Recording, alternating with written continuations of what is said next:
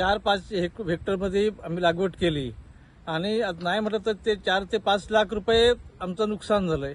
आम्ही म्हणजे लोकांकडून पैसे आणले, काही दागिने सुद्धा बँकेमध्ये ठेवून हे लागवड केली. आज ते जे केलं त्यात 10,000 सुद्धा मिळणार नाही अशी आमची अवस्था झालेली आहे. आणि आज कसं, आज फुललेली झाडं आहेत, फुलं पडलेली होती. आज ही गणपतीसाठी आम्ही गणपतीपर्यंत चांगल्या प्रकारे त्याला मागणी होती आणि 4 पैसे आम्हाला मिळणार होते त्याची अपेक्षा होती. पण अपेक्षेपेक्षाही नाखुश झालोय. आता दोडकी आहेत, दोडकी, वाली, भेंडी, तसंच कारली, चिबूड, भोपळा, वाल, अशा प्रकारची काकडी, अशा प्रकारची लागवड केली. पंचनामा फॉरेस्ट खाते आले, त्यांनी पाहणी केली, पंचनामा केला, त्यांनी शूटिंगवर घेऊन गेले.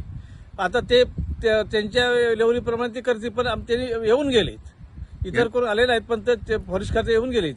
ह्या वर्षी मला तर वाटत नाही, कारण ह्या वर्षी म्हणजे आमच्या स्वतःच्या गणपतीलाच मिळेल ही सुद्धा माझी शाश्वत नाही. अशी मनोहर जयराम मटकर.